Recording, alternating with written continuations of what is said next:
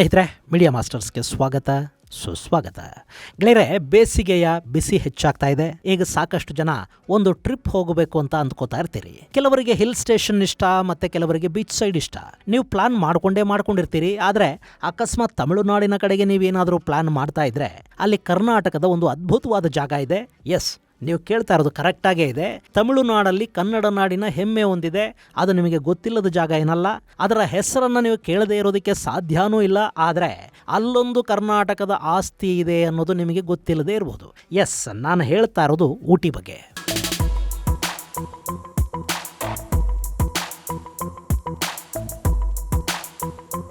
ಊಟಿ ಅಂದ ಕೂಡಲೇ ಅಲ್ಲಿನ ಬೊಟಾನಿಕಲ್ ಗಾರ್ಡನ್, ದೊಡ್ಡ ಬೆಟ್ಟ, ಕುನ್ನೂರಿನ ಟೀ ಎಸ್ಟೇಟುಗಳು, ಪೈನ್ ಫಾರೆಸ್ಟು, ಒಂದಷ್ಟು ಫಾಲ್ಸು, ನೀಲಗಿರಿ ಮೌಂಟೇನ್, ರೈಲು, ಬೋಟಿಂಗುಗಳು ಇವೆಲ್ಲ ನಿಮಗೆ ನೆನಪಾಗಬಹುದು. ಆದರೆ ಊಟಿಯಲ್ಲೊಂದು ಕರ್ನಾಟಕ ಇದೆ. ನಮ್ಮ ಮೈಸೂರಿನ ಮಹಾರಾಜರ ಕೊಡುಗೆಗಳನ್ನು ನೆನಪು ಮಾಡೋ ಜಾಗ ಒಂದಲ್ಲಿದೆ. ಪ್ರಕೃತಿ ಮೈಚಾಚಿ ಮಲಗಿದಂತೆ ಕಾಣುವ ಆ ಜಾಗ ನಮಗೆ ತಮಿಳುನಾಡಲ್ಲಿ ಕೂಡ ತವರು ನೆಲಕ್ಕೆ ಹೋದ ಅನುಭವವನ್ನು ಕೊಡುತ್ತೆ. ಇದು ಕರ್ನಾಟಕಕ್ಕೆ ಸೇರಿದ ತಮಿಳು ಆಸ್ತಿ. ಇದನ್ನ ಕರ್ನಾಟಕ ಸಿರಿ ಉದ್ಯಾನವನ ಅಂತ ಕರೀತಾರೆ. ನಮ್ಮ ತೋಟಗಾರಿಕಾ ಇಲಾಖೆ ಈ ಅದ್ಭುತವನ್ನ ನಿರ್ಮಾಣ ಮಾಡಿದೆ.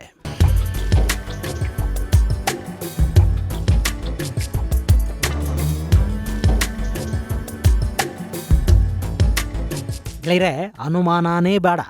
ಈ ಊಟಿ ಇದೆಯಲ್ಲ, ಇದು ಒಂದು ಕಾಲಕ್ಕೆ ಕರ್ನಾಟಕದ ಭಾಗನೇ ಆಗಿತ್ತು. ಇದು ಸಮುದ್ರ ಮಟ್ಟಕ್ಕಿಂತ 2240 ಮೀಟರ್ ಎತ್ತರದಲ್ಲಿದೆ. ತೋಡ, ಕೋಟ, ಬಡಗ, ಇರುಳ, ಕುರುಂಬ ಮುಂತಾದ ಬುಡಕಟ್ಟು ಜನಾಂಗ ವಾಸ ಮಾಡ್ತಾ ಇದ್ದ ಈ ಸ್ಥಳವನ್ನ 1821ರಲ್ಲಿ ಬ್ರಿಟಿಷರು ತಮ್ಮ ಅನುಕೂಲಕ್ಕಾಗಿ ಒಂದು ಸುಂದರ ಹಿಲ್ ಸ್ಟೇಷನ್ ಆಗಿ ಪರಿವರ್ತಿಸಿಕೊಳ್ತಾರೆ. ಅವತ್ತಿಗೆ ಅದು ಮದ್ರಾಸ್ ಪ್ರಾಂತ್ಯಕ್ಕೆ ಸೇರಿತು. ಅದಕ್ಕೂ ಮೊದಲು ಇದು ನಮ್ಮ ಮೈಸೂರು ಸಾಮ್ರಾಜ್ಯದ ಭಾಗ ಆಗಿತ್ತು. ನಾವಿಲ್ಲಿನ ಇತಿಹಾಸವನ್ನು ಸ್ವಲ್ಪ ಕೆದಕ್ತಾ ಹೋದ್ರೆ ಇಲ್ಲಿ ಪಲ್ಲವರು, ಶಾತವಾಹನರು, ಗಂಗಾ, ಕದಂಬರು, ರಾಷ್ಟ್ರಕೂಟ, ಹೊಯ್ಸಳರು ಹಾಗೂ ವಿಜಯನಗರ ಸಾಮ್ರಾಜ್ಯಗಳ ಆಳ್ವಿಕೆಯ ಕುರುಹುಗಳು ಕಾಣುತ್ತವೆ. ಹಾಗೆ ಚೋಳರ ಆಳ್ವಿಕೆಯಲ್ಲಿ ಕೂಡ ಒಂದಷ್ಟು ಕಾಲ ಈ ಭೂಭಾಗ ಇತ್ತು. ಇನ್ನು ಈ ಊಟಿಯ ಮೇಲೆ ಕೊಂಗುನಾಡಿನ ನೆರಳು ಹೆಚ್ಚಾಗಿ ಕಾಣುತ್ತೆ. ಕೊಂಗನಾಡು ಅಂದರೆ ಗಂಗನಾಡು, ಗಂಗರು ಆಳಿದ ನಾಡು. ಸೊ ಇಲ್ಲಿ ಗಂಗರ ಆಳ್ವಿಕೆಯ ಗುರುತುಗಳು ಕೂಡ ನಮಗೆ ಸಿಗುತ್ತವೆ. ಇಂಥ ಊಟಿಯಲ್ಲಿ ಮೈಸೂರು ಮಹಾರಾಜರಿಗೆ ಸೇರಿದ್ದ ಒಂದಷ್ಟು ಜಮೀನಿತ್ತು. ಆ ಜಮೀನನ್ನು 60ರ ದಶಕದಲ್ಲೇ ಮಹಾರಾಜರು ಕರ್ನಾಟಕದ ರೈತರ ಹಿತದೃಷ್ಟಿಯಿಂದ ಸರ್ಕಾರಕ್ಕೆ ದಾನದ ರೂಪದಲ್ಲಿ ಕೊಟ್ಟರು. ಅಲ್ಲಿ ನಮ್ಮ ತೋಟಗಾರಿಕಾ ಇಲಾಖೆ ಒಂದು ಆಲೂಗಡ್ಡೆ ಸಂಶೋಧನಾ ಕೇಂದ್ರವನ್ನ ಪ್ರಾರಂಭ ಮಾಡುತ್ತೆ. ಕಾಲಕ್ರಮೇಣ ಆಲೂಗಡ್ಡೆ ಸಂಶೋಧನೆಯಲ್ಲಿ ನಿಂತೋಯ್ತು. ಸಾಕಷ್ಟು ವರ್ಷಗಳ ಕಾಲ ಅದು ಪಾಳು ಭೂಮಿಯಾಗೇ ಉಳಿತು. ಆ ನಂತರ ಅದರ ಮೇಲೆ ನಮ್ಮ ಬೆಂಗಳೂರಿನ ಲಾಲ್ಬಾಗ್ ಉಸ್ತುವಾರಿ ಅಧಿಕಾರಿ ಹಾಗೂ ತೋಟಗಾರಿಕಾ ಇಲಾಖೆಯ ಅಪರ ನಿರ್ದೇಶಕ ಡಾಕ್ಟರ್ ಜಗದೀಶ್ ಅವರ ಕಣ್ಣು ಬಿತ್ತು. ಅಷ್ಟೇ, ಪಾಳು ಬಿದ್ದಿದ್ದ ಜಾಗ ಈಗ ಹೇಗಾಗಿದೆ ಅಂತ ಒಂದ್ಸರಿ ನೀವು ನೋಡ್ಬಿಡಿ.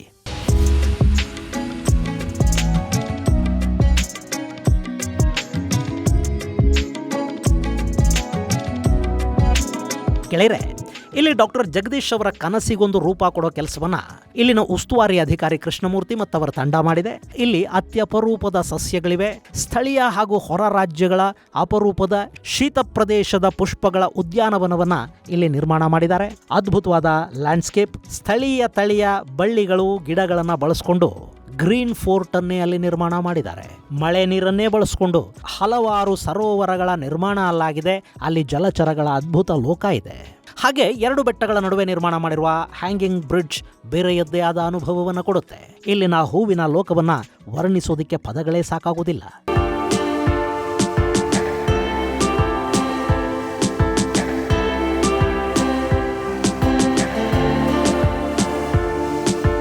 ಇಲ್ಲಿ ಏನಿದೆ ಏನಿಲ್ಲ ಅನ್ನೋದ್ರ ಬಗ್ಗೆ ದಶಕಗಳ ಕಾಲ ವ್ಯರ್ಥವಾಗಿ ಬಿದ್ದಿದ್ದ ಈ ಭೂಮಿಯನ್ನ ಇವತ್ತು ಸರ್ಕಾರಕ್ಕೆ ಆದಾಯ ತಂದುಕೊಡೋ ಅತ್ಯದ್ಭುತ ಪ್ರವಾಸಿ ತಾಣವನ್ನಾಗಿ ಮಾಡಿದ ಡಾಕ್ಟರ್ ಜಗದೀಶ್ ಅವರ ಬಾಯಲ್ಲೇ ನಾವು ಕೇಳಿದ್ರೆ ಚೆನ್ನಾಗಿರುತ್ತೆ.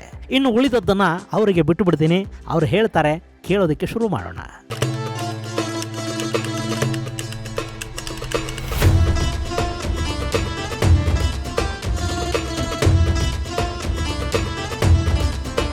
ಇಲ್ಲಿ ನಾವು ನೋಡ್ತಾ ಇರ್ತಕ್ಕಂಥದ್ದು ಏನು ಕರ್ನಾಟಕ ಸಿರಿ ತೋಟಗಾರಿಕೆ ಉದ್ಯಾನವನದ ಒಂದು ಕ್ಯಾಕ್ಟೈ ಹೌಸ್. ಈಗ ಸಾಕಷ್ಟು ಈ ಕಳ್ಳಿ ಜಾತಿಗಳಲ್ಲಿ ನಾವು ಹಲವಾರು ವಿಧಗಳನ್ನು ನೋಡ್ಬೋದು. ಅದರಲ್ಲಿ ಕ್ಯಾಕ್ಟೈ ಮತ್ತು ಸಕ್ಯುಲೆಂಟ್ಸ್ ಅಂತಂದರೆ ಈಗ ನಾವು ಜಸ್ಟ್ ಒಂದು ಲೀಫನ್ನು ಕ್ರಷ್ ಮಾಡಿದ್ರೆ ಈಸಿಲಿ ಅದು ಕ್ರಷ್ ಆಗ್ತದೆ ಮತ್ತು ಸಾಕಷ್ಟು ನೀರು ಹೊರಗಡೆ ಬರ್ತದೆ. ಆ ಥರದ ಒಂದು ಸಕ್ಯುಲೆಂಟ್ ಜಾತಿಗೆ ಸೇರ್ತಕ್ಕಂಥ ಸುಮಾರು 160ಕ್ಕೂ ಹೆಚ್ಚು ವೈವಿಧ್ಯಮಯವಾದಂಥ ಸಕ್ಯುಲೆಂಟ್ಸ್ ಇದೆ. ಮತ್ತು ಇಲ್ಲಿ ತಾವು ನೋಡ್ತಾ ಇರ್ತಕ್ಕಂಥದ್ದು ಬ್ರೊಮಿಲಿಯಾಯ್ಡ್ಸು. ಸೊ ಇದರ ಒಂದು ವಿಶೇಷ ಅಂತಂದರೆ ಈಗ ಮೇಲ್ಗಡೆ ನಾವು ನೀರು ಹಾಕಿದರೆ ಇಲ್ಲಿ ಈ ಕುಳಿ ಏನಿದೆ ಇಲ್ಲಿ ನೀರು ನಿಂತಿದ್ರೇ ಅದು ಆ್ಯಕ್ಚುಲಿ ಅದರ ಹೆಲ್ತು ಮತ್ತು ಅದರ ಒಂದು ತಾಜಾತನ ಉಳ್ಕೊಳ್ತದೆ. ಇದರಲ್ಲಿ ಸುಮಾರು 60ಕ್ಕೂ ಹೆಚ್ಚು ಬಹಳಷ್ಟು ಬಗೆ ಬಗೆಯ ಕಲರ್ಸ್ ಇದೆ. ಇದನ್ನು ಭಾಳ ಆರ್ಟಿಸ್ಟಿಕ್ ವೇನಲ್ಲಿ ಟಬ್ಗಳಲ್ಲಿ ಮತ್ತು ಗ್ರೌಂಡ್ಗಳಲ್ಲಿ ಮತ್ತು ಈ ಥರದ ಅರೇಂಜ್ಮೆಂಟ್ಸಲ್ಲಿ ನಾವು ಆರ್ನಮೆಂಟಲ್ ಅರೇಂಜ್ಮೆಂಟ್ಸ್ಗೆ ಬಳಸ್ತೀವಿ. ಮತ್ತು ಅಲ್ಲಿ ನಾವು ನೋಡ್ತಾ ಇದ್ದೀವಿ ಕ್ರಾಸುಲಾ ಇದೆ, ಮತ್ತು ಇಲ್ಲಿ ಆಸ್ಪರಾಗಸ್ ಮಯೂರಿ ಅಂತಿದೆ, ಆಮೇಲೆ ನಮಗೆ ಗೋಲ್ಡನ್ ಫರ್ನ್ಸ್ ಇದೆ. ಸೊ ಈ ರೀತಿ ಎಲ್ಲ ಕಳ್ಳಿ ಜಾತಿ ಗಿಡಗಳನ್ನು ಕ್ಯಾಕ್ಟೈ ಮತ್ತು ಸಕ್ಯುಲೆಂಟ್ಸಿನ ಒಂದು ದೊಡ್ಡ ಸಂಗ್ರಹವನ್ನು, ಸೊ ಇಲ್ಲೇನಿದೆ ನಮ್ಮ ಆ್ಯಕ್ಚುಲಿ ಭಾಳ ಮೂಲತಃ ಸುಮಾರು 50 ವರ್ಷಕ್ಕೂ ಹಿಂದೆ ನಿರ್ಮಿಸಿದಂಥ ಈ ಒಂದು ಮಿನಿ ಗ್ಲಾಸ್ ಹೌಸಲ್ಲಿ ಇದನ್ನು ಪ್ರವಾಸಿಗರ ಅನುಕೂಲಕ್ಕಾಗಿ, ಯಾಕೆಂದರೆ ಇದು ಊಟಿ ಅಂತಂದರೆ ನಮಗೆ ಸಾಕಷ್ಟು ಟೆಂಪ್ರೇಟ್ ಶೀತವಲಯದ ಹೂಗಳ ಪರಿಚಯ ಆಗುತ್ತೆ. ಅದರ ಜೊತೆಗೆ ಮಕ್ಕಳಿಗೆ ಭಾಳ ಎಜುಕೇಟಿವ್ ಆಗಿ ಮತ್ತು ಎನ್ವೈರನ್ಮೆಂಟಲಿಸ್ಟು ಮತ್ತು ಆಸಕ್ತರಿಗೆ ಒಂದು ಮಾಹಿತಿಯನ್ನು ಒದಗಿಸ್ತಕ್ಕಂಥ ಒಂದು ಭಾಗವಾಗಿ ಇಲ್ಲಿ ವೈವಿಧ್ಯಮಯವಾದಂಥ ಕ್ಯಾಕ್ಟೈ ಮತ್ತು ಸಕ್ಯುಲೆಂಟ್ಸ್ಗಳ ಒಂದು ಸಂಗ್ರಹವನ್ನು ಮಾಡಿದ್ದೀವಿ. ಆ್ಯಕ್ಚುಲಿ ಇಲ್ಲಿ ಒಂದೇನೆಂದರೆ ಭಾಳ ಲಕ್ಸುರಿಯಂಟು ಎವರ್ಗ್ರೀನ್ ಫ್ಲವರಿಂಗು ಮತ್ತು ಫೋಲಿಯೇಜ್ ಪ್ಲಾಂಟ್ಸ್ಗಳನ್ನ ಕಾಣ್ಬೋದು. ಅದೆಲ್ಲವೂ ಕೂಡ ನೀವು ಹೇಳಿದಾಗೆ ಒಂದು ಲೀಫಲ್ಲಿ ಥಿಕ್ನೆಸ್ ಇರ್ತಕ್ಕಂಥದ್ದು, ಬ್ರಾಡ್ ಇರ್ತಕ್ಕಂಥದ್ದು ಅಂಥದ್ದನ್ನು ನಾವು ಕಾಣ್ಬೋದು ಸರ್. ಇದು ಇಲ್ಲಿನ ಲೋಕಲ್, ಇದು ಲೋಕಲ್ ಕಿಕ್ಯೋ ಗ್ರಾಸ್ ಇದು ಸೇಮ್ ಸರ್, ಅದೇ ಲೋಕಲ್ ಈ ಎನ್ವೈರನ್ಮೆಂಟ್ ಬರ್ತಕ್ಕಂಥದ್ದು. ಓಕೆ, ಬಟ್ ಹಂಗಾಗಿನೇ ತಡೆಯುತ್ತಾ ಅಂತ ಅಂದರೆ? ಹೌದೌದು, ಇಷ್ಟು ದೊಡ್ಡ ಪ್ರಮಾಣದಲ್ಲಿ ಇದು ಒಂಥರ ನ್ಯಾಚುರಲ್ ಹ್ಯಾಬಿಟೇಟ್ ಸರ್. ಅದಕ್ಕೆ ಇದು ನೀವು ಮೇಂಟೈನ್ ಮಾಡದೇ ಇದ್ರೂ ಬರ್ತದೆ, ಬಟ್ ಆದರೆ ಏನಾಗ್ತದೆ ಮಧ್ಯೆ ವೀಡ್ಸ್ ಬಂದ್ಬಿಡುತ್ತೆ, ಗ್ಯಾಪ್ ಬಂದ್ಬಿಡುತ್ತೆ. ಬಟ್ ಇವ್ರೇನು ಮಾಡ್ತಾರೆ, ಅಡಿಷನಲ್ ನ್ಯೂಟ್ರಿಷನ್ ಕೊಟ್ಟು ಕಾಲಕ್ಕೆ ಮೇಂಟೈನ್ ಮಾಡ್ತಾರೆ. ಇಟ್ ಈಸ್ ಒಂಥರ ಈ ಒಂದು ಇದಕ್ಕೆ ಹೊಂದ್ಕೊಳ್ತಕ್ಕಂಥ ಲಾನ್ ಇದು. ಈವನ್ ನೀವು ಹೊರಗಡೆ ಹೋದರೆ ಸರ್, ಯಾರೋ ಮೇಂಟೈನ್ ಮಾಡ್ತಾ ಇದ್ರೆ ಅಲ್ಲಲ್ಲೂ ಕೂಡ ಈ ಪ್ಯಾಚಸ್ ಇದೆ. ಓಕೆ, ಇದೇನಾಗುತ್ತೆ ಸರ್, 2 ಫೀಟ್ವರೆಗೆ it will bind the soil. Okay, ಅವಾಗ ಏನಾಗುತ್ತೆ, ಆಮೇಲೆ ಗ್ರ್ಯಾಜುವಲ್ ಸ್ಲೋಪ್ ಇದೆ. ತುಂಬ ಕಡ್ದಾಗಿ ಕೊಟ್ಬಿಟ್ರೆ ಲ್ಯಾಂಡ್ ಸ್ಲೈಡ್ ಆಗುತ್ತೆ ಸರ್ ಅದು. ಓಕೆ, ಯಾಕಂದರೆ 2 ಫೀಟ್ ಟಾಪ್ ಸಾಯಿಲ್ ನಿಮಗೆ ಚೆನ್ನಾಗಿ ಬೈಂಡ್ ಆಗುತ್ತೆ, ಮತ್ತು ಒಳಗಡೆ ನಿಮಗೆ ಇದು ಏನು ಎರೋಷನ್ ಆಗಲ್ಲ. ಸೊ ಅದರಿಂದ ಸ್ಲೈಡ್ ಆಗಲ್ಲ ಸರ್. ಈಗ ಇದರ ಕೆಳಗೆ ಏನಿದೆ? ಇದು ಕೆಳಗಡೆ ಪರ್ಟಿಕ್ಯುಲರ್ ಅವರು ಡಿಸ್ಟೆನ್ಸ್ ಅಲ್ಲಿ ಟ್ರೆಂಚ್ ಮಾಡ್ತೀವಿ. ಟ್ರೆಂಚ್ ಮಾಡಿ ಜೆಲ್ಲಿ ಫಿಲ್ ಮಾಡಿ ಅದ್ರೊಳಗಡೆ ಪರ್ಫೋರೇಟೆಡ್ ಪೈಪ್ ನ ರನ್ ಮಾಡ್ತೀವಿ. ಓಕೆ, ಅದ್ರ ಮೇಲ್ಗಡೆ ಜಿಯೋ ಟೆಕ್ಸ್ಟೈಲ್ ಗಾಗಿ ಈಗೇನ್ ಮಣ್ಣು ಮುಚ್ತೀವಿ. ಅವ ಅಕ್ಕಪಕ್ಕ ನೀರು ಎಕ್ಸಸ್ ಆದಂತ ಆ ಕಾವಲೆಗೆ ಬಸ್ತು ಪೈಪ್ ಅಲ್ಲಿ ಡ್ರೈನ್ ಔಟ್ ಆಗುತ್ತೆ. ಅದು ತಗೊಂಡೋಗಿ ವಾಟರ್ ಬಾಡೀಸ್ ಡ್ರೈನ್ ಔಟ್ ಮಾಡಿದ್ವಿ. ಓಕೆ, ಅವಾಗ ಏನಂದ್ರೆ ಹೆಚ್ಚು ಮಳೆಗಾಲದಲ್ಲಿ ನಮ್ಗೆ ಇದತ್ತಲ್ಲ, ಅಂದ್ರೆ ಜೋಗತ್ತಲ್ಲ. ಮತ್ತೆ ತಾವು ಹೇಳ್ದಂಗೆ ಸರ್, ತುಂಬಾ ಮಾಯಿಶ್ಚರ್ ಒಂದೇ ಕಡೆ ಇದ್ಬಿಟ್ರೆ because of that heavy load landslide ಆಗ್ತಕ್ಕಂಥ ಚಾನ್ಸ್ ಇರುತ್ತೆ. So given point of time moisture heavy ಇಲ್ಲಿ ಸಂಗ್ರಹಣೆ ಆಗ್ಲಿಕ್ಕೆ ಆಗಲ್ಲ ಈ ಸಿಸ್ಟಮ್ ಇಂದ. ಅದರಿಂದ ಏನಾಗ್ತದೆ, ಆಲ್ವೇಸ್ ನಿಮ್ಗೆ ಸಾಯಿಲ್ ಕಾಂಪ್ಯಾಕ್ಟ್ ಆಗಿರ್ತದೆ. ಸೊ ಜನ ಇಮಿಡಿಯೇಟ್ ಮಳೆ ಬೀಳ್ತಾ ಇದ್ರು ಓಡಾಡ್ಬೋದು, ಎಲ್ಲಿ ಕೂಡ ನಿಮಗೆ ಈ ಒಂಥರ ಈ ಪಡ್ಲಿಂಗ್ ಸಿಚುವೇಶನ್ ಬರಲ್ಲ. ಮತ್ತೆ ಇಲ್ಲಿ ಏನಾಗ್ತದೆ ಸರ್, ಇಷ್ಟೆಲ್ಲ ನಿಮಗೆ ಮಳೆ ನೀರು ಕಲೆಕ್ಟ್ ಆಗ್ತಲ್ಲ. ಈಗ ಇಲ್ಲಿ ನಮಗೊಂದು ನೈಸರ್ಗಿಕವಾದಂಥ ವ್ಯಾಲಿ ಇದೆ. ಸೊ ಅಕ್ರಾಸ್ ದಿ ವ್ಯಾಲಿ ನಾವೇನು ಮಾಡಿದ್ವಿ ಅಂದರೆ ಸೀರೀಸ್ ಆಫ್ ಸರೋವರಗಳು ಕ್ರಿಯೇಟ್ ಮಾಡ್ಕೊಂಡು ಹೋಗಿದ್ದೀವಿ. ಈಗ ಒಂದು 6-7 ಸರೋವರಗಳಿದೆ. ಅದನ್ನೆಲ್ಲೇ ನಾವು ಚೆಕ್ ಪಾಯಿಂಟ್ ಇದೆ. ಎಕ್ಸಸ್ ಆಗಿದ್ದ ವಾಟರ್ ಜಲಪಾತದ ಮುಖಾಂತರ ಧುಮ್ಕುತ್ತೆ, ಅದು ಒಂದು ಅಟ್ರಾಕ್ಷನ್ ಕ್ರಿಯೇಟ್ ಆಗುತ್ತೆ. ಸೊ ಈಗ ಒಟ್ಟಾರೆ ನಾವು ಸುಮಾರು 4 ಕೋಟಿಗೂ ಹೆಚ್ಚು ಮಳೆ ನೀರಿನ ಸಂಗ್ರಹ ಇರುತ್ತೆ. ಈಗ ಇವನ್ ಪೀಕ್ 4 ಕೋಟಿ ಲೀಟರ್. ಮತ್ತೆ ಈಗ ಈ ಪೀಕ್ ಸಮ್ಮರಲ್ಲಿ ಕೂಡ ನೀವು ಐ ಥಿಂಕ್ ನೋಡ್ತಾ ಇದ್ರಲ್ಲ, ಈಗ ಎಲ್ಲ ವಾಟರ್ ಬಾಡಿಗಳಲ್ಲೂ ನೀರಿದೆ. ಅದು it can go up to next rainy season. ಅದೇನಾದರೂ ಕಡಿಮೆ ಆಯಿತು ಅಂದರೆ, ಈಗ ಕೃಷ್ಣಮೂರ್ತಿ ಅವರು ಹೇಳಿದಾಗೆ ಕೆಳಗಡೆ ಪಾಯಿಂಟಲ್ಲಿ ಏನು ನೀರಿದೆ ಅದನ್ನು ನಾವು ಟಾಪ್ ಅಪ್ ಮಾಡ್ತೀವಿ. ವೆನ್ ಎವರ್ ಶಾರ್ಟೇಜ್ ಬರುತ್ತೆ ಅದಕ್ಕೆ ಟಾಪ್ ಅಪ್ ಮಾಡ್ತೀವಿ ಅಷ್ಟೇ.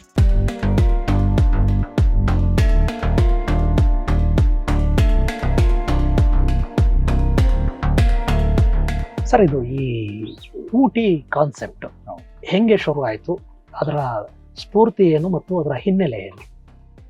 ಪ್ರಮುಖವಾಗಿ 1964-65 ಅಲ್ಲಿ ಮೈಸೂರು ಮಹಾರಾಜರು ಲ್ಯಾಂಡ್ ಕೊಡೋದಕ್ಕೆ ಒಪ್ಕೊಂಡ್ರು. ಹೌದು. ಯಾಕೆ ಒಪ್ಪಿದ್ರು, ಯಾಕೆ ಕೇಳಿದ್ರಿ ಅವ್ರನ್ನ ಲ್ಯಾಂಡು? ಪ್ರಮುಖವಾಗಿ ಸರ್, ಈಗ ನಮ್ಮ ತೋಟಗಾರಿಕೆ ಬೆಳೆಗಳಲ್ಲಿ ಈ ಆಲೂಗೆಡ್ಡೆ ಬೇಸಾಯನೂ ಕೂಡ ಒಂದು ಭಾಗ. ಈಗ ಸಾಮಾನ್ಯವಾಗಿ ಏನಾಗ್ತದೆ, ಬೆಂಗಳೂರಿನ ಇದು ರಾಜ್ಯದ ಈ ಸದರ್ನ್ ಭಾಗದ ಚಿಕ್ಕಬಳ್ಳಾಪುರ, ಕೋಲಾರ, ಹಾಸನ, ಚಿಕ್ಕಮಗಳೂರು, ಬೆಂಗಳೂರು ಗ್ರಾಮಾಂತರ ಈ ಭಾಗದಲ್ಲಿ ಆಲೂಗಡ್ಡೆನ ಹೆಚ್ಚಾಗಿ ಬೆಳೀತಾರೆ. ಸೊ ಅಲ್ಲಿ ಬೇಕಾದಂಥ ಒಂದು ಆರೋಗ್ಯಕರವಾದಂಥ ಏನು ರೋಗಮುಕ್ತ ಟ್ಯೂಬರ್ಸ್ ಬೇಕಲ್ಲ, ಅದಕ್ಕೆ ಬೀಜ ಬಿತ್ತನೆ, ಅದನ್ನು ಸಾಮಾನ್ಯವಾಗಿ ನಮ್ಮಲ್ಲಿ ಏನು ಒಂದು ಜಲಂಧರ್ ಅಂದರೆ ಪಂಜಾಬಿಂದ ತರಿಸ್ತಕ್ಕಂಥದ್ದು ವಾಡಿಕೆ. ಹಾಗಾಗಿ ಸುಮಾರು 30-35% ಏನು ರೆವೆನ್ಯೂ ನಾವು ಇನ್ವೆಸ್ಟ್ಮೆಂಟ್ ಮಾಡ್ತಾ ಇದ್ವಿ ಅದೆಲ್ಲವೂ ಕೂಡ ಈ ಟ್ರೈನ್ಗಳ ಮುಖಾಂತರ ತರುವುದು ಒಂದು ಎಕ್ಸ್ಪೆಂಡಿಚರ್ ಖರ್ಚಾಗ್ತಾ ಇತ್ತು. ಅದಕ್ಕೆ ಮರಿಗೌಡರು ಏನು ಮಾಡಿದರು, ಹಿಂದೆ ಇದ್ದಂಥ ನಮ್ಮ ತೋಟಗಾರಿಕೆ ಇಲಾಖೆಯ ನಿರ್ದೇಶಕರಾಗಿದ್ದಂಥವ್ರು ಜಯಚಾಮರಾಜೇಂದ್ರ ಒಡೆಯರ್ ಅವರ ಇಲ್ಲಿ ಆಸ್ತಿ ಇತ್ತು, ಅವರ ಪ್ಯಾಲೇಸ್ ಇದೆ, ಅದಕ್ಕೆ ಹೊಂದ್ಕೊಂಡಂತೆ ಮಹಾರಾಜರ ಆಸ್ತಿ ಇತ್ತು. ಅವ್ರನ್ನ ರಿಕ್ವೆಸ್ಟ್ ಮಾಡಿದ್ರು. ಸೊ ಹೇಗಿದ್ರು ಕೂಡ ಊಟಿ ಕೂಡ ಅದಕ್ಕೆ ಟೆಂಪ್ರೇಟ್ ವೆದರ್ ಅಂದರೆ ಕೂಲ್ ವೆದರ್ ಬೇಕು, ಅಂಥ ಕಡೆ ಪೆಸ್ಟ್ ಆ್ಯಂಡ್ ಡಿಸೀಸು ಕಡಿಮೆ ಇರ್ತದೆ. ಆ ಭಾಗದಲ್ಲಿ ಬೆಳೆದಂಥ ಪೊಟ್ಯಾಟೊ ನಮಗೆ ಡಿಸೀಸ್ ಫ್ರೀ ಟ್ಯೂಬರ್ಸು ಅಥವಾ ಸೀಡ್ಸು ಸಿಗುತ್ತೆ. ಅದನ್ನು ರೈತರಿಗೆ ಕೊಟ್ಟರೆ ತುಂಬ ಉತ್ತಮ ಫಸಲು ಬರುತ್ತೆ. ಅದಕ್ಕೆ ಈ ಕೂಟಿ ಕೂಡ ಅದೇ ವೆದರ್ ಇರೋದ್ರಿಂದ ಮಹಾರಾಜರನ್ನ ಹೋಗಿ ರಿಕ್ವೆಸ್ಟ್ ಮಾಡಿದ್ರು, ಈ ಥರ ನನ್ನ ಉದ್ದೇಶ ಇದೆ, ದಯಮಾಡಿ ನೀವು ಒಂದಷ್ಟು ಲ್ಯಾಂಡನ್ನು ನಮಗೆ ಗಿಫ್ಟ್ ಕೊಟ್ಟರೆ ಅಲ್ಲಿ ನಾವು ಈ ಪೊಟ್ಯಾಟೊ ಬೆಳೆದು ರೈತರಿಗೆ ಸಹಕಾರ ಮಾಡ್ಬೋದು ಅಂತ. ಸೊ ಅವರ ರಿಕ್ವೆಸ್ಟನ್ನು ಭಾಳ ಸ್ವೀಕರಿಸಿ ಜಯಚಾಮರಾಜೇಂದ್ರ ಬಡವರು ಭಾಳ ಉದಾರವಾಗಿ ಸುಮಾರು 62 ಎಕರೆ ಪ್ರದೇಶವನ್ನು 1964ರಲ್ಲಿ ಕರ್ನಾಟಕ ಸರ್ಕಾರಕ್ಕಾಗಿ ಉಡುಗೊರೆಯಾಗಿ ಕೊಡ್ತಾರೆ. ಅದರಲ್ಲಿ 38.5 ಎಕರೆ 91 ಎಕರೆನ ನಮ್ಮ ತೋಟಗಾರಿಕೆ ಇಲಾಖೆಗೆ ಬರ್ತದೆ. ಸೊ ಅಲ್ಲಿಂದ ಈ ಒಂದು ಉದ್ಯಾನವನವನ್ನು ಏನು ಪ್ರದೇಶ ಕೊಡ್ತಾರೆ, ಇಲ್ಲಿ ಸಿಸ್ಟಮ್ಯಾಟಿಕ್ ಆಗಿ ವೈಜ್ಞಾನಿಕವಾಗಿ ಈ ಪೊಟ್ಯಾಟೋನ ಬೆಳಿಲಿಕ್ಕೆ ಬೆಂಗಳೂರಿಂದ ಬೇಕಾದ ಸಿಬ್ಬಂದಿ ಅಧಿಕಾರಿಗಳನ್ನ ನಿಯೋಜನೆ ಮಾಡೋದು. ಆಮೇಲೆ ಈ ಪೊಟ್ಯಾಟೊ ಸೀಡ್ ಪ್ರೊಡಕ್ಷನ್ ಕೂಡ ಅವ್ಯಾವಿತವಾಗಿ ಆಲ್ಮೋಸ್ಟ್ 3 ದಶಕಗಳ ಕಾಲ ನಡೀತು. ಆ ಬೀಜಗಳನ್ನು ಇಲ್ಲಿಂದನೇ ಸರಬರಾಜು ಮಾಡ್ತಕ್ಕಂಥ ಸಿಸ್ಟಮ್ ಇತ್ತು. ಆದರೆ ಕಾಲಾನುಕ್ರಮಕವಾಗಿ ಈಗ ಏನಾಗ್ತದೆ, ಒಂದು ಭೂಮಿನಲ್ಲಿ ಪೆಸ್ಟು ಡಿಸೀಸ್ಗಳು ಏನು ಹೇಳ್ತೀವಿ ನಾವು, ರೋಗ ರುಜಿನಗಳು ಸ್ವಾಭಾವಿಕವಾಗಿ ಉತ್ಪತ್ತಿ ಆಗುತ್ತಲ್ಲ, ಅದರ ಭಾಗವಾಗಿ ಈ ದುಂಡಾಣು ಅಥವಾ ಇಂಗ್ಲೀಷ್ನಲ್ಲಿ ನಾವು ನೆಮಟೋಡ್ ಅಂತ ಕರಿತೀವಿ, ಅದರ ಪಾಪ್ಯುಲೇಷನ್ ಜಾಸ್ತಿಯಾಗಿ ಟ್ಯೂಬರ್ನ ಅಟ್ಯಾಕ್ ಮಾಡ್ಲಿಕ್ಕೆ ಸ್ಟಾರ್ಟ್ ಆಯಿತು. ಆಮೇಲೆ ಅವ್ರು ಏನು ಮಾಡ್ಕೊಂಡ್ರು, ಇಂಥ ಒಂದು ರೋಗಗ್ರಸ್ತ ಸೀಡ್ ಟ್ಯೂಬರ್ಸ್ನ ಫಾರ್ಮರ್ಸ್ ಕೊಟ್ಟರೆ ಅವರು ತೊಂದರೆ ಅನುಭವಿಸ್ತಾರೆ ಅಂತೇಳಿ ಸ್ಥಗಿತಗೊಳಿಸ್ಬಿಟ್ರು. ಆಮೇಲೆ ಸುಮಾರು 2 ದಶಕಗಳ ಕಾಲ ಈ ಒಂದು ಗಾರ್ಡನ್ನು ಸಂಪೂರ್ಣವಾಗಿ ಪಾಳ್ಬಿದ್ದಿತ್ತು ಸರ್ ಇದು. ಸೊ ತದನಂತರ ಈಗ ಊಟಿ ಅಂತಂದರೆ ಇದು ಭಾಳ ತಮಗೆಲ್ಲ ತಿಳಿದಿರೋ ಹಾಗೆ ಏನು ನಮ್ಮ ಸೌತ್ ಇಂಡಿಯಾದ ಒಂದು ಸ್ವಿಟ್ಜರ್ಲ್ಯಾಂಡ್ ಅಂತ ಕರಿತೀವಿ. ವಾರ್ಷಿಕ ಸುಮಾರು 30 ಲಕ್ಷಕ್ಕೂ ಅಧಿಕ ಸಂಖ್ಯೆಯಲ್ಲಿ ದೇಶ ವಿದೇಶದ ಮತ್ತು ರಾಜ್ಯ ಮತ್ತು ದೇಶದ ನಾನಾ ಭಾಗಗಳಿಂದ ಪ್ರೇಕ್ಷಕರು ಇಲ್ಲಿ ಬರ್ತಾರೆ. 2 ಪ್ರಮುಖವಾಗಿ ಬೇಸಿಗೆ ಮತ್ತು ವಿಂಟರು ಮತ್ತು ನಮ್ಮೇನು ದಸರಾ ಸೀಸನ್ ಇದೆ, ಅದಕ್ಕೆ 2 ಕೋಯಿನ್ಸೈಡ್ ಆದಂಥದ್ದು ಮುಖ್ಯವಾದಂಥ ಸೀಸನ್ಸು. ಸೊ ಇಂಥ ಒಂದು ಅಟ್ರಾಕ್ಟಿವ್ ಇರ್ತಕ್ಕಂಥ ಟೂರಿಸ್ಟ್ ಸ್ಪಾಟು ಇಲ್ಲಿ ತಮಿಳುನಾಡಿನ ಸರ್ಕಾರಕ್ಕೆ ಸೇರ್ತಕ್ಕಂಥ ಊಟಿ ಬಟಾನಿಕಲ್ ಗಾರ್ಡನ್ ಇದೆ. ಅದು ಬಹಳ ಒಂದು ಜನಪ್ರಿಯತೆಯನ್ನು ಪಡೆದಂಥ ಗಾರ್ಡನ್ ಆಗಿತ್ತು. ಅದ್ರ ಜೊತೆಗೆ ಇಲ್ಲಿರ್ತಕ್ಕಂಥ ಬೋಟ್ ಹೌಸು, ಆಮೇಲೆ ಕೂನೂರು ಇದೆ ಇಲ್ಲಿಂದ, ಆಮೇಲೆ ಸಾಕಷ್ಟು ಲೋಕಲ್ ಅಟ್ರಾಕ್ಷನ್ಸ್ ಇತ್ತು. ಸೊ ಜನಗಳು ಇಷ್ಟು ಜನ ಬರ್ತಿದ್ದಾರೆ, ನಾವು ಯಾಕೆ ಈ ಒಂದು ಲ್ಯಾಂಡನ್ನು ಒಂದು ಸುಂದರವಾದಂಥ ಉದ್ಯಾನವನ ಮಾಡಿದರೆ ಬಹುಶಃ ನಾವು ಕೂಡ ಒಂದು ಒಳ್ಳೆ ಅಟ್ರಾಕ್ಷನ್ನ ಕ್ರಿಯೇಟ್ ಮಾಡೋದ್ರ ಮುಖಾಂತರ ಪ್ರವಾಸಿಗರನ್ನ ಅಟ್ರಾಕ್ಟ್ ಮಾಡ್ಬೋದು, ಅದರಿಂದ ಆದಾಯನೂ ಗಳಿಸ್ಬೋದು, ಮತ್ತು ಕರ್ನಾಟಕ ಮತ್ತು ಇಲಾಖೆಗೆ ಒಂದು ಹೆಸರನ್ನು ತರ್ಬೋದು ಅಂತಕ್ಕಂಥ ದೂರದೃಷ್ಟಿಯನ್ನು ಇಟ್ಕೊಂಡು ಇದನ್ನು ಒಂದು ಉದ್ಯಾನವನ ಮಾಡಬೇಕು ಅಂತೇಳಿ ನಾವು ಇಲಾಖೆ ಯೋಚನೆ ಮಾಡ್ತೀವಿ ಸರ್. ಯಾವಾಗ 2010ರಲ್ಲಿ ಈ ಉದ್ಯಾನವನವನ್ನು ಮಾಡಬೇಕು ಅಂತಕ್ಕಂಥ ಆಲೋಚನೆ ಇಟ್ಕೊಂಡು 2005ರಲ್ಲಿ ಈ ಚಿಂತನೆನ ನಾವು ಹುಟ್ಟಾಕಿದ್ವಿ. ಅಂದ್ರೆ 20 ವರ್ಷ ಏನೂ ಆಗಲಿಲ್ಲ. 20 ವರ್ಷ ಹಂಗೆ ಆಗಲೇ ಓನ್ಲಿ ಇಲ್ಲಿ ಶೀತ ವಲಯದ ಕೆಲವು ವೆಜಿಟೇಬಲ್ಸ್ ಬೆಳೀತಾ ಇದ್ರು. ನಾವೇ ಪ್ರತಿ ವರ್ಷ ಇಷ್ಟು ಅಂತ ಇಲ್ಲಿಗೆ ದುಡ್ಡು ಕೊಡಬೇಕಾಗಿತ್ತು ಇದ್ರ ನಿರ್ವಹಣೆ ಮತ್ತು ಮೇಂಟೆನೆನ್ಸ್ಗೆ. ಆಮೇಲೆ ಸುಮಾರು ಬಹುತೇಕ 90% ಭಾಗ ಪಾಳ್ಬಿದ್ದಿತ್ತು, ಏನು ಕೂಡ ಆಗ್ತಾ ಇರಲಿಲ್ಲ. ಆವಾಗ ನಾವು ಹಲವಾರು ಅಧಿಕಾರಿಗಳನ್ನ ಇಲ್ಲಿಗೆ ಇಲಾಖೆಯಿಂದ ನೇಮಕ ಮಾಡಿದ್ರು. ಆದರೆ ಅಲ್ಲಿ ಬಂದಂಥ ಅಧಿಕಾರಿಗಳು ಇದನ್ನು ಒಂದು ದೂರದೃಷ್ಟಿಯನ್ನು ಇಟ್ಕೊಂಡು ಇದನ್ನೊಂದು ಬಹಳ ಒಂದು ಬಹು ನಿರೀಕ್ಷಿತ ಉದ್ಯಾನವನವಾಗಿ ಮಾರ್ಪಾಡು ಮಾಡಬೇಕು ಅಂತಕ್ಕಂಥದ್ದನ್ನು ಮಾಡಲಿಕ್ಕಾಗಲಿಲ್ಲ ಪ್ರಾರಂಭಿಕವಾಗಿ. ಯಾಕೆಂದರೆ ಅವರ ಒಂದು ಇಚ್ಛಾಶಕ್ತಿ ಆಮೇಲೆ ಒಂದು ಎನ್ಕರೇಜ್ಮೆಂಟು ಇವೆಲ್ಲ ಕಾರಣದಿಂದ ಅದು ಆಗಲಿಲ್ಲ. ಕೊನೆಗೆ ನಾವು ತೋಟಗಾರಿಕೆ ಇಲಾಖೆ, ಯಾಕೆಂದರೆ ಇಲ್ಲಿ ಇಂಥ ಕಡೆ ವರ್ಕ್ ಮಾಡಬೇಕು ಅಂತಂದರೆ ಒಂದು ಇಚ್ಛಾಶಕ್ತಿ ಬೇಕು, ಆಮೇಲೆ ಈ ಒಂದು ಭೂದೃಶ್ಯ ತೋಟಗಾರಿಕೆ ಬಗ್ಗೆ ತುಂಬ ಇನ್ವಾಲ್ವ್ಮೆಂಟ್ ಇರ್ತಕ್ಕಂಥವ್ರು, ಕಮಿಟ್ಮೆಂಟು ಮತ್ತು ಅದ್ರ ಬಗ್ಗೆ ಒಂದು ಫ್ಯಾಸಿನೇಷನ್ ಇರ್ತಕ್ಕಂಥವ್ರು ಬೇಕು ಅಂತ ಅಧಿಕಾರಿಗಳನ್ನ ನಾವು ಆಯ್ಕೆ ಮಾಡಬೇಕು ಅಂತಕ್ಕಂಥ ಪ್ರಕ್ರಿಯೆಯಲ್ಲಿ ಇದ್ವಿ. ಆಗ ನಮ್ಮಲ್ಲಿ ಡಾಕ್ಟರ್ ಅಶ್ವಥ್ ಅಂತೇಳಿ ಜಾಯಿಂಟ್ ಡೈರೆಕ್ಟರ್ ಇದ್ರು. ಆ ಸಂದರ್ಭದಲ್ಲಿ ಹಲವಾರು ಅಧಿಕಾರಿಗಳನ್ನ ಗುರುತಿಸಿದ್ರು. ಈ ಕರ್ನಾಟಕ ಪಬ್ಲಿಕ್ ಸರ್ವಿಸ್ ಕಮಿಷನಿಂದ ಒಂದು ಬ್ಯಾಚ್ಗಳ ಮುಖಾಂತರ ತೋಟಗಾರಿಕೆ ಅಧಿಕಾರಿಗಳ ಆಯ್ಕೆ ಆಗ್ತಾ ಇತ್ತು. ಅವರಿಗೆ ಫಸ್ಟ್ ಓರಿಯೆಂಟೇಷನ್ ಕೊಡೋದು ಇಲಾಖೆನಲ್ಲಿ, ಇಲಾಖೆ ಹೀಗಿದೆ ನಮ್ಮದು, ಏನು ಮುಂದೆ ನೀವು ಹೇಗೆ ನಡಿಬೇಕು ಅಂತ ಒಂದು ಸಂದರ್ಭದಲ್ಲಿ ನಾವೇನು ಹೇಳ್ತಾ ಇದ್ವಿ ಅಂದರೆ, ಯಾರಾದರೂ ನೀವು ನೋಡಪ್ಪ ಊಟಿನಲ್ಲಿ ಇಂಥ ಒಂದು ಗಾರ್ಡನ್ ಇದೆ, ಇದನ್ನು ಈ ರೀತಿ ಮಾಡಬೇಕು ಅಂತ ಆಲೋಚನೆ ಇದೆ, ಯಾರು ಆಸಕ್ತರಿದ್ರೆ ಬನ್ನಿ ಅಂತ. ಆವಾಗ ನಮಗೆ ಒಂದು 10-12 ಜನ ಅಧಿಕಾರಿಗಳು ಆಯಿತು ನಾವು ಬರ್ತೀವಿ ಅಂತ ಹೇಳಿದ್ರು. ಮತ್ತೆ ಅವ್ರನ್ನ ಕರೆದು 1 to 1 ಡಿಸ್ಕಸ್ ಮಾಡಿದಾಗ ನಾವಿಲ್ಲ 6 months ಇರ್ತೀವಿ, 1 year ಇರ್ತೀವಿ, ಷರತ್ತುಗಳನ್ನ ವಿಧಿಸ್ತಾ ಇದ್ರು. ಬಹುಶಃ ಇಂಥ ಅಧಿಕಾರಿಗಳು ಇಟ್ಕೊಂಡ್ರೆ ನಮಗೆ ಅದು ಆಗಲ್ಲ ಅಂತಕ್ಕಂಥ ಒಂದು ಮೈಂಡ್ ಸೆಟ್ಟಿಗೆ ನಾವು ಬಂದ್ವಿ. ಆಮೇಲೆ ಇಲ್ಲೇನು ನಮ್ಮ ಕೃಷ್ಣಮೂರ್ತಿ ಅವರು ಇದ್ದಾರೆ ಈಗ ಸ್ಪೆಷಲ್ ಆಫೀಸರ್ ಊಟಿ, ಇವರು ಆಗ ತೋಟಗಾರಿಕೆ ಅಧಿಕಾರಿಗಳಾಗಿದ್ದರು. ಮತ್ತು ಇವರು ಭಾಳಷ್ಟು ಈ ಇಲಾಖೆ ಸೇರೋಕ್ಕೆ ಮೊದಲೇ ಖಾಸಗಿ ಒಡೆತನದಲ್ಲಿ ಏನು ಭೂದೃಶ್ಯ ಕಾರ್ಯದಲ್ಲಿ ತೊಡಗಿಸ್ಕೊಂಡು ಭಾಳಷ್ಟು ಎಕ್ಸ್ಪೀರಿಯನ್ಸನ್ನು ಕೂಡ ಹೊಂದಿದ್ರು. ಅವ್ರಿಗೆ ಇದ್ರ ಬಗ್ಗೆ ತುಂಬ ಇನ್ವಾಲ್ವ್ಮೆಂಟ್ ಇತ್ತು. ಇದ್ರ ಬಗ್ಗೆ ಕೇಳಿದಾಗ ಭಾಳ ಇನ್ವಾಲ್ವ್ಮೆಂಟ್ ಇಟ್ಟು, ಇಲ್ಲ ಈ ಒಂದು ಊಟಿ ಗಾರ್ಡನ್ನು ಮಾಡಲಿಕ್ಕೆ ನಾನು ಖಂಡಿತ ಅಲ್ಲಿದ್ದು ಅದನ್ನು ಮಾಡ್ತೀನಿ ಅಂಥೇಳಿ ಬಹಳ ಆಸಕ್ತಿಯನ್ನು ತೋರಿಸಿದ್ರು. ಆಗ ನಾವು ಹಿರಿಯ ಅಧಿಕಾರಿಗಳು ಮತ್ತು ಮಾನ್ಯ ಸಚಿವರನ್ನೆಲ್ಲ ರಿಕ್ವೆಸ್ಟ್ ಮಾಡಿ, ಸರ್ ಈಗ ಅವ್ರನ್ನ ಅಲ್ಲಿ ಫಸ್ಟ್ ಅಪಾಯಿಂಟ್ಮೆಂಟು 2010ರಲ್ಲಿ ಬಂದರು. ಸೊ ಈಗ ಸುಮಾರು 15 ವರ್ಷಗಳ ಕಾಲ 2010ರಲ್ಲಿ ಅವ್ರನ್ನ ಗಡಿಪಾರು ಮಾಡ್ಬೋದು. ಊಟಿ ಗಾರ್ಡನ್ನ ಒಂದು ಬಹು ನಿರೀಕ್ಷೆ ಇಟ್ಕೊಂಡು, ಆಮೇಲೆ ಅವರು ಅಷ್ಟೊಂದು ಇಚ್ಛಾಶಕ್ತಿ ಇನ್ವಾಲ್ವ್ಮೆಂಟು ಇದ್ದಿದ್ದರಿಂದ ಅವ್ರು ಬಂದರು. ಅದಾದ ನಂತರ ಇಲಾಖೆಯಿಂದ ನಾವು ಕಾಲಕ್ಕೆ ಅವ್ರಿಗೇನು ಸಹಕಾರ ಮತ್ತು ಮಾರ್ಗದರ್ಶನ ನೀಡ್ತಕ್ಕಂಥದ್ದು, ಹಾಗಾಗಿ ಪರಿಶೀಲನೆ ಮಾಡ್ತಕ್ಕಂಥದ್ದು ನಡೀತಾನೆ ಇತ್ತು. ಆದರೆ ಎಲ್ಲಕ್ಕಿಂತ ಹೆಚ್ಚಾಗಿ ಅವರು ಇಲ್ಲಿಗೆ ಬಂದ ನಂತರ ಭಾಳ ಅವರು ತೊಡಗಿಸ್ಕೊಂಡು ಒಂದು ಕ್ರಿಯಾಶೀಲವಾಗಿ ಈ ಒಂದು ಗಾರ್ಡನನ್ನು ಹೀಗೆ ಮಾಡಬೇಕು ಅಂತಕ್ಕಂಥ ಆಲೋಚನೆಯನ್ನು ಕಂಡುಕೊಂಡು ಒಂದೊಂದೇ, ಯಾಕೆಂದ್ರೆ ಈಗ ಒಂದು ಸರ್ಕಾರಿ ಇಲಾಖೆ ಅಂತಂದರೆ ಒಂದೇ ಬಾರಿಗೆ ನಾವು ಹಣ ಕೊಡೋಕ್ಕಾಗಲ್ಲ. ಅದನ್ನು subject to availability of funds phase mannerly ಹಂತವಾಗಿ ಕೊಡಬೇಕಾಗ್ತದೆ. ಅದನ್ನೇನು ಮಾಡಿದ್ರು ಅವರು ಭಾಳ ವ್ಯವಸ್ಥಿತವಾಗಿ ಮುಂದಿನ ಸಾರಿ ನಾವೇನು ಮಾಡಬೇಕು, ಈಗ ಫಸ್ಟು ಈ ಮಳೆ ನೀರು ನೈಸರ್ಗಿಕವಾಗಿ ಬರ್ತಕ್ಕಂಥದ್ದನ್ನು ಹಿಡಿದಿಟ್ಕೊಳ್ಳಿಕ್ಕೆ ಸೀರೀಸ್ ಆಫ್ ಸರೋವರಗಳು ಮಾಡಿದ್ದೀವಿ. ಸುಮಾರು 4 ಕೋಟಿ ಲೀಟರ್ ನೀರನ್ನು ಸಂಗ್ರಹಣೆ ಆಗಿದೆ ಅಂತ ಒಂದು ಯೋಜನೆಯನ್ನು ಫಸ್ಟ್ ರೂಪಿಸಿದ್ರು. ಅದಾದ ಮೇಲೆ ಈಗ ಗಾರ್ಡನ್ಗಳು, ಈಗ ಇಲ್ಲಿ ನೀವು ನೋಡ್ತಾ ಇದ್ದೀರಿ, ಟೀ ಗಾರ್ಡನ್ ಇದೆ, ಮೇಜ್ ಗಾರ್ಡನ್ ಇದೆ, ಇಟಾಲಿಯನ್ ಗಾರ್ಡನ್ ಇದೆ, ಟೋಪಿಯರಿ ಗಾರ್ಡನ್ ಇದೆ. ಸೊ ಹೀಗೆ ಆಮೇಲೆ ದೊಡ್ಡ ಒಂದು ಓಪನ್ ಏರ್ ಆಂಫಿ ಥಿಯೇಟರ್ ಇದೆ.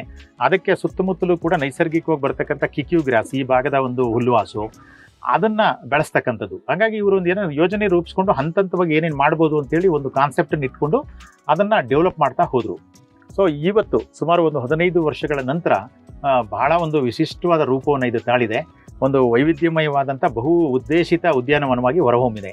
ಅದನ್ನು ನಾವು ಮತ್ತೆ 2018ರಲ್ಲಿ ಒಂದು ವಿದ್ಯುಕ್ತವಾಗಿ ಉದ್ಘಾಟನೆ ಮಾಡಬೇಕು. ಆವಾಗ ನಮಗೆ ಶೇಕಡ ಒಂದು 60ರಷ್ಟು ಭಾಗ ಮಾತ್ರ ಅಭಿವೃದ್ಧಿಯಾಗಿತ್ತು. ಅಂದಿನ ತೋಟಗಾರಿಕೆ ಸಚಿವರಾಗಿದ್ದಂಥ SS ಮಲ್ಲಿಕಾರ್ಜುನ್ ಅವರ ಒಂದು ನೇತೃತ್ವದಲ್ಲಿ ಜನವರಿ 8, 2018ರಲ್ಲಿ ಇದನ್ನು ವಿದ್ಯುಕ್ತವಾಗಿ ಲೋಕಾರ್ಪಣೆ ಮಾಡಿದ್ವಿ. ಕರ್ನಾಟಕದ ಬಹುತೇಕ ಮಾಧ್ಯಮ ಮಿತ್ರರು, ಆಸಕ್ತರು, ಇಲಾಖಾ ಅಧಿಕಾರಿಗಳ ಸಮ್ಮುಖದಲ್ಲಿ ಮತ್ತು ತಮಿಳುನಾಡಿನ ಎಲ್ಲ ಗಣ್ಯರ ಸಮ್ಮುಖದಲ್ಲಿ ಇದು ಲೋಕಾರ್ಪಣೆ ಆಯಿತು. ಈಗ ಸುಮಾರು 7 ವರ್ಷಗಳು ಮತ್ತೆ ಸಂದಿದೆ. ಇದಕ್ಕೆ ಒಂದು ವಿಶೇಷವಾದ ರೂಪವನ್ನು ಅವರು ಕೊಟ್ಟಿದ್ದಾರೆ. ಈಗ ಇಲ್ಲಿ ತಾವು ನೋಡ್ತಾ ಇರ್ತಕ್ಕಂಥ ವಿಶೇಷ ಕಾರ್ಯ ಅಂತಂದರೆ ಚೇಸಿಂಗ್ ಫೌಂಟೇನು. ಈ ದುಬೈನಲ್ಲಿರ್ತಕ್ಕಂಥ ಏನೋ ಒಂದು ಮಿರಾಕಲ್ ಗಾರ್ಡನ್ಸಲ್ಲಿದೆ, ಅಲ್ಲಿರ್ತಕ್ಕಂಥ ಫೌಂಟೇನಿನ ಮಾದರಿನಲ್ಲಿ ಇದನ್ನು ಮಾಡಿದ್ದಾರೆ. ಅದರ ಜೊತೆಗೆ ಒಂದು ಕಾನ್ಸೆಪ್ಟಿನ ಮುಂದುವರೆದ ಭಾಗವಾಗಿ 2 ವ್ಯಾಲಿಗಳಿಗೆ ಒಂದು ಸಸ್ಪೆನ್ಷನ್ ಬ್ರಿಡ್ಜನ್ನು ಮಾಡಿದ್ದಾರೆ.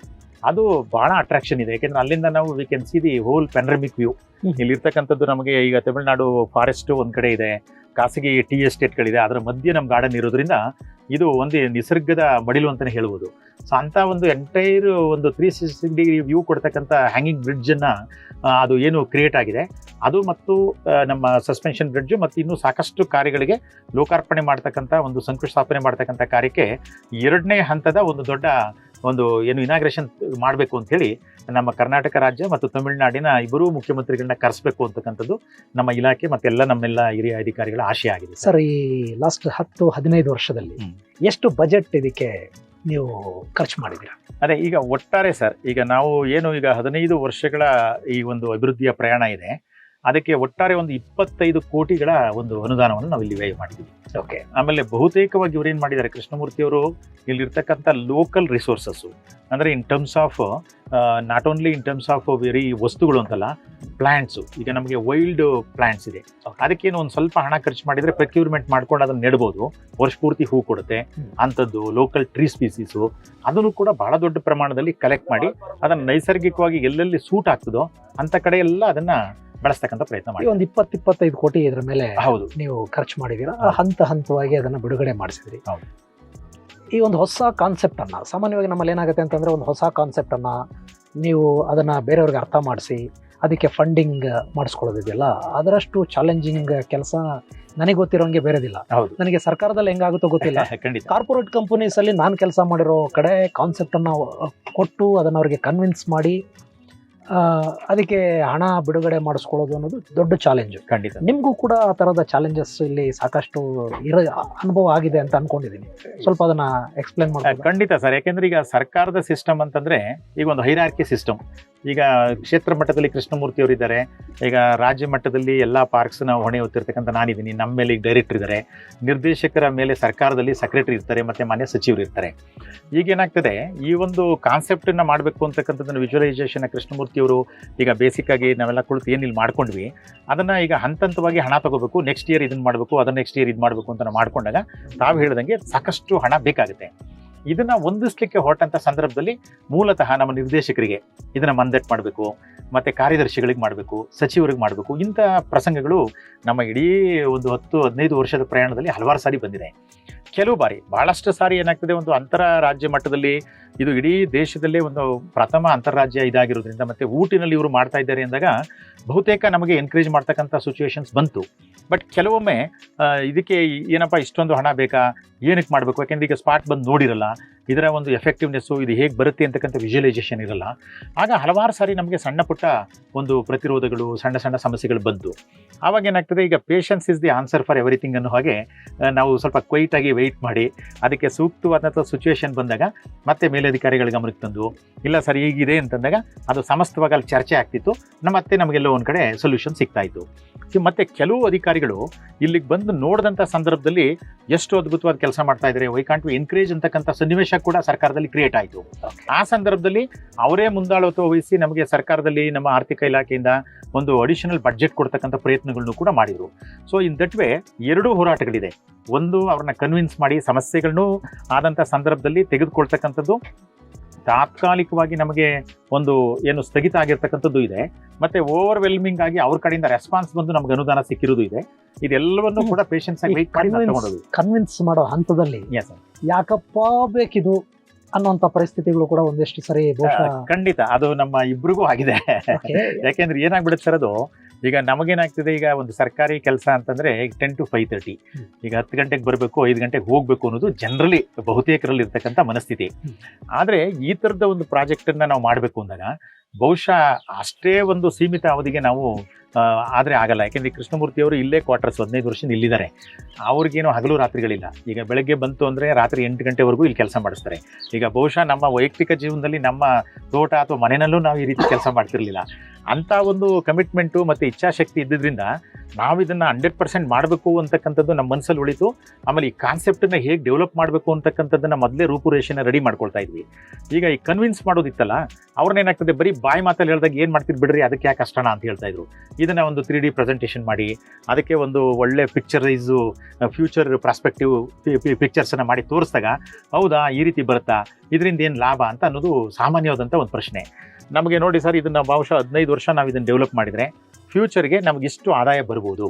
ಆ ನಿಟ್ಟಿನಲ್ಲಿ ನೀವು ಸಹಕಾರ ಮಾಡಿದ್ರೆ ಬಹುಶಃ ಇಲಾಖೆಗೆ ಇದು ಬಹುಶಃ ಒಂದು ಒಳ್ಳೆ ರೆವಿನ್ಯೂ ಜನರೇಷನ್ ತರ್ತಕ್ಕಂಥದ್ದು, ಮತ್ತು ಇಡೀ ನಮ್ಮ ಕರ್ನಾಟಕ ರಾಜ್ಯಕ್ಕೆ, ಸರ್ಕಾರಕ್ಕೆ ಹೆಸರು ತರ್ತಕ್ಕಂಥ ಗಾರ್ಡನ್ ಮಾಡ್ಬೋದು ಅಂತ ಹೇಳಿದಾಗ ಸಾಕಷ್ಟು ಒಂದು ಕನ್ವರ್ಷನ್ ಆಗಿ ನಮಗೆ ಸಹಕಾರ ಮಾಡಿರೋದು ಉಂಟಿದೆ.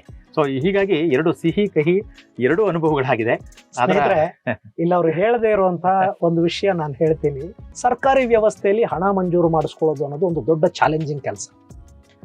ಅದನ್ನು ಮೀರೋದಕ್ಕೆ ಅವರಲ್ಲಿ ಒಂದು ಕೆಲಸ ಮಾಡ್ತಾರೆ. ಇದಕ್ಕಾಗಿ ಒಂದು ಟ್ರಸ್ಟನ್ನು ಮಾಡ್ತಾರೆ. ಆ ಟ್ರಸ್ಟ್ಗೆ CSR ಫಂಡ್ಸು ಮತ್ತು ಬೇರೆ ಬೇರೆ ದಾನಿಗಳಿಂದ, ದೇಣಿಗೆ ಕೊಡೋರಿಂದ ಹಣ ಸಂಗ್ರಹ ಮಾಡುವಂಥ ಕೆಲಸ ಮಾಡ್ತಾರೆ. ಅದಕ್ಕೆ ಅವರೂ ಸೇರಿದ ಹಾಗೆ ಅವರ ಮೇಲಧಿಕಾರಿಗಳು ಮತ್ತು ಸಂಬಂಧಪಟ್ಟ ಇನ್ನೊಂದಷ್ಟು ಜನರನ್ನು ಸೇರಿಸ್ಕೊಂಡು ಟ್ರಸ್ಟಿಗಳನ್ನಾಗಿ ಮಾಡಿಕೊಂಡು ಒಂದು ಅದ್ಭುತವಾದ ಸಸ್ಟೈನಬಲ್ ಅಂತೀವಲ್ಲ ಆ ಥರದ ಒಂದು ವ್ಯವಸ್ಥೆನ ಅದಕ್ಕೆ ಮಾಡಿಟ್ಟಿದ್ದಾರೆ. ಅದರಿಂದ ಏನು ಹಣ ಬರುತ್ತೆ ಆ ಹಣ ತೋಟಗಾರಿಕಾ ಇಲಾಖೆಯ ಪಾರ್ಕ್ಗಳ ಡೆವಲಪ್ಮೆಂಟ್ಗೆ ಖರ್ಚಾಗ್ತಾ ಇದೆ. ಇನ್ನು ನಾವಿವಾಗ ಏನು ನೋಡ್ತಾ ಇದ್ದೀವಿ, ಇದರ ವಿಶೇಷ ಏನು ಅಂದರೆ ಬಹುಶಃ ಒಂದು 20-25 ಕೋಟಿ ನೀವು ಒಟ್ಟಾರೆ 25 ಕೋಟಿ ಹಣ ಖರ್ಚು ಮಾಡಿದ್ದಾರೆ. ಕಳೆದ ವರ್ಷ ಇದರಿಂದ ಒಂದು 12-12.5 ಕೋಟಿಯಷ್ಟು ಆದಾಯ ಬಂದಿದೆ. ಮುಂದಿನ ವರ್ಷದ ಆದಾಯನೂ ಬಂದರೆ ಅಷ್ಟೇ ಬಂದರೂ ಕೂಡ ಇದಕ್ಕೆ ಖರ್ಚು ಮಾಡಿರುವಂಥ ಹಣ ಸರ್ಕಾರಕ್ಕೆ ವಾಪಸ್ಸು ಬಂದ ಹಾಗಾಗತ್ತೆ. ಇನ್ನು ಅದರ ನಂತರ ಏನು ಬರುತ್ತೆ ಅದಷ್ಟು ಕೂಡ ಲಾಭದಾಯಕ. ನಿಮಗೆ ಗೊತ್ತಿರಲಿ, ಸರ್ಕಾರಿ ಇಲಾಖೆಗಳು ನಡೆಸುವಂಥ ಯಾವ ಪ್ರಾಜೆಕ್ಟು ಲಾಭದಾಯಕ ಅಲ್ಲ ಅಂತ ಅನ್ನೋದು ನಮಗೆ ಗೊತ್ತಿದೆ. ನಾವು ಅದನ್ನು ಸಾಕಷ್ಟು ವಿಷಯಗಳಲ್ಲಿ ನೋಡಿದ್ದೀವಿ. ಆದರೆ ತೋಟಗಾರಿಕಾ ಇಲಾಖೆಯ ಅಡಿಯಲ್ಲಿ ಡಾಕ್ಟರ್ ಜಗದೀಶ್ ಅವರು ಯಾವುದನ್ನು ನೋಡ್ಕೋತಾ ಇದ್ದಾರೆ ಮತ್ತು ಅವರ ಜೊತೆಗಿನ ಅವರ ಸಹವರ್ತಿಗಳು ಯಾವುದನ್ನು ಹ್ಯಾಂಡಲ್ ಮಾಡ್ತಾ ಇದ್ದಾರೆ, ಮ್ಯಾನೇಜ್ ಮಾಡ್ತಾ ಇದ್ದಾರೆ, ಅವೆಲ್ಲ ಕೂಡ ಲಾಭ ಮಾಡಿಕೊಡ್ತಾ ಇದೆ. ಬಹುಶಃ ಲಾಲ್ಬಾಗ್ ಬಗ್ಗೆ ನಿಮಗೆ ಎಷ್ಟು ಗೊತ್ತಿದೆಯೋ ಗೊತ್ತಿಲ್ಲ. ಲಾಲ್ಬಾಗ್ ಒಂದೇ ಪ್ರತಿ ವರ್ಷ 12 ಕೋಟಿ ರೂಪಾಯಿಯಷ್ಟು ಲಾಭವನ್ನು ಲಾಲ್ಬಾಗ್ ಮಾಡಿಕೊಡುತ್ತೆ. ಇದು ಕೂಡ ಅಷ್ಟೇ ಮಾಡ್ತಾ ಇದೆ. ಮತ್ತೊಂದು ವಿಶೇಷ ಅಂತಂದರೆ, ಇಡೀ ದೇಶದಲ್ಲೇ ಕರ್ನಾಟಕ ಒಂದೇ ಮತ್ತೊಂದು ರಾಜ್ಯದಲ್ಲಿ ಇಷ್ಟು ಅದ್ಭುತವಾದ ಜಾಗನ ಇಟ್ಕೊಂಡು ಅದನ್ನು ಡೆವಲಪ್ ಮಾಡಿರೋದು. Correct sir? ಇದರ ಮತ್ತಷ್ಟು ವಿಶೇಷಗಳನ್ನು ನೀವು ಹೇಳಿ ಸರ್. ಈಗ ನೋಡಿ ಸರ್, ಇಲ್ಲೇಂದ್ರೆ ಇದು ಬಹು ಉದ್ದೇಶಿತ ಉದ್ಯಾನವನ ಆಗಿರೋದ್ರಿಂದ, ಆಮೇಲೆ ಈ ಊಟಿಗೆ ಬಂದಂಥ ತಕ್ಷಣ ನಮ್ಗೆ ಅನುಭವಕ್ಕೆ ಬರ್ತಕ್ಕಂಥದ್ದು ಭಾಳ ಕಿರಿದಾದಂಥ ರಸ್ತೆಗಳು ಎಲ್ಲಿ ಕೂಡ. ಯಾಕೆಂದ್ರೆ ನಿಮಗೆ ಈಗ ಪೀಕ್ ಸಮ್ಮರ್ನಲ್ಲಿ ಇದೊಂದು ದೊಡ್ಡ ಟೂರಿಸ್ಟ್ ಹಬ್ ಆಗುತ್ತೆ. ಮತ್ತೆ ಇನ್ನೊಂದು ದಸರಾ ಸೀಸನ್ ಅಲ್ಲಿ ಸಾಕಷ್ಟು ಜನ ಟೂರಿಸ್ಟ್ ಬರೋದ್ರಿಂದ ಇಲ್ಲಿ ವಾಹನ ನಿಲುಗಡೆಗೆ ದೊಡ್ಡ ಸಮಸ್ಯೆ ಆಗ್ತಿದೆ. ಓಕೆ. ಅದರಿಂದ ಇಲ್ಲಿ ಒಂದು ವ್ಯವಸ್ಥಿತವಾಗಿ ನಾವು ಪ್ರಾರಂಭಿಕ ಹಂತದಲ್ಲಿ ಏನು ಪ್ರವೇಶ ದ್ವಾರಕ್ಕೆ ಬರ್ತೀವಿ, 4 ಎಕರೆ ಪ್ರದೇಶದಲ್ಲಿ ಒಂದು 4 ಟೆರೇಸ್ಗಳಲ್ಲಿ ಬಹಳ ವೈಜ್ಞಾನಿಕವಾಗಿ ಒಂದು ವಾಹನ ನಿಲ್ದಾಣ ನಿರ್ಮಾಣ ಆಗಿದೆ.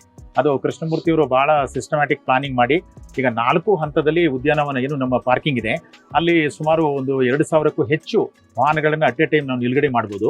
ಅದು ಒಂದು ದೊಡ್ಡ ಬೂಸ್ಟ್ ಈ ಉದ್ಯಾನವನಕ್ಕೆ. ಯಾಕೆಂದ್ರೆ ಈಗ ಪ್ರಮುಖವಾಗಿ ಪ್ರವಾಸಿಗರಿಗೆ ಬರಬೇಕು ಅಂತಂದ್ರೆ ಅವರಿಗೆ ಒಂದು ಮೂಲಭೂತ ಸೌಕರ್ಯಗಳು ಮತ್ತೆ ವಾಹನ ನಿಲ್ದಾಣ ಇತ್ತು ಅಂದ್ರೆ ಅದು ಒಂದು ಪ್ರಾರಂಭಿಕವಾಗಿ ಅವರಿಗೆ ಒಂದು ಒಳ್ಳೆ ವ್ಯವಸ್ಥೆ ಕಲ್ಪಿಸಿದಂಗೆ ಆಗುತ್ತೆ. ಆಮೇಲೆ ಅದಕ್ಕೆ ಹೊಂದ್ಕೊಂಡಂಗೆ ಈಗಾಗಲೇ ಹೇಳಿದಾಗೆ ಸುಮಾರು ಒಂದು 15ರಿಂದ 16ಕ್ಕೂ ಹೆಚ್ಚು ವೈವಿಧ್ಯಮಯವಾದಂತ ಉದ್ಯಾನವನಗಳ ಕಾನ್ಸೆಪ್ಟ್ಗಳನ್ನ ತಂದಿದ್ದಾರೆ ಇಲ್ಲಿ. ಒಂದು ಟೋಪಿಯರಿ, ಈಗ ನಾವೇನು ಈ ಕಡೆ ನೋಡ್ತಾ ಇದ್ದೀವಿ ಈ ಗಿಡಗಳಲ್ಲಿ, topiary it is an art of clipping and shearing of plants into ornamental ಅಥವಾ ಅಬ್ಸ್ಟ್ರಾಕ್ಟ್ ಶೇಪ್ಸ್. ಈ ಗಿಡಗಳಲ್ಲೇ ನಾವು ಬಹಳಷ್ಟು ಒಂದು ಪ್ರಾಣಿ ಮತ್ತು ಅಬ್ಸ್ಟ್ರಾಕ್ಟ್ ಶೇಪ್ಗಳನ್ನ ಮಾಡ್ಬೋದು. ಅಂತ ಒಂದು ಅದ್ಭುತವಾದ ಕಲೆ ಟೋಪಿಯರಿ. ಅದು ಇಲ್ಲಿ ನಮ್ಗೆ ಈಗ ಹ್ಯಾಂಗಿಂಗ್ ಗಾರ್ಡನ್ಸ್ ಆಫ್ ಬಾಂಬೆ ಅದು ಬಹಳ ಫೇಮಸ್ಸು. ಅದನ್ನ ಬಿಟ್ಟರೆ ಊಟಿ ಬಟಾನಿಕಲ್ ಗಾರ್ಡನ್ ಇತ್ತು. ಅದೆಲ್ಲವನ್ನು ಮೀರಿಸಿ ನಿಲ್ತಕ್ಕಂಥ ಬೃಹತ್ ಪ್ರಮಾಣದ ಒಂದು ಟೋಪಿಯರಿ ಗಾರ್ಡನ್ನ ಇಡೀ ಉದ್ಯಾನವನದ ಬಹುಪಾಲು ಪ್ರದೇಶದಲ್ಲಿ ಮಾಡಿದ್ದಾರೆ. ಅದು ನಮಗೆ ಬರ್ತಕ್ಕಂಥ ಪ್ರವಾಸಿಗರಿಗೆ ಬಹಳಷ್ಟು ಅಟ್ರಾಕ್ಷನ್ ಅನ್ನ, ಮುದುವನ್ನ, ಒಂದು ಫೋಟೋ ಪಾಯಿಂಟ್ ಅನ್ನ ಕೊಡ್ತಾ ಇದೆ.